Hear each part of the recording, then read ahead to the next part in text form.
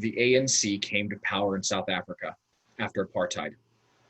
Now, apartheid, wrong. We don't even have to get into that. But at the time, the ANC was a Marxist organization. It was funded by Russia. It was funded and trained by communists for communist aims.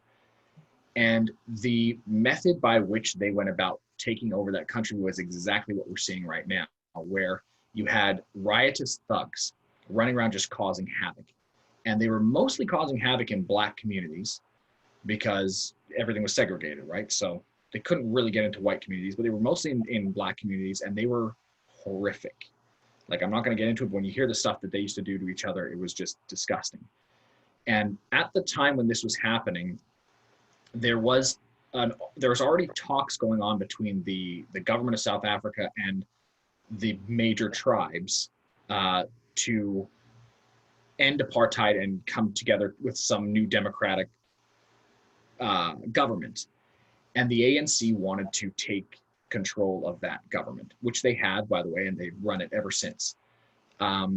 And they used that violence and that they just basically crashed the entire system. They just shut things down. They terrorized people. They just made a mess, while on the political side, the political arm of the ANC was having meetings, making demands. And if you meet these demands, we'll call off the thugs and all that sort of stuff.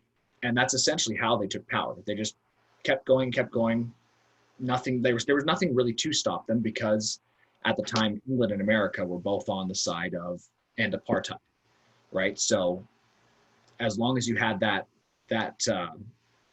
evil to hold back the world powers, these guys could almost get away with anything as long as they were fighting against that.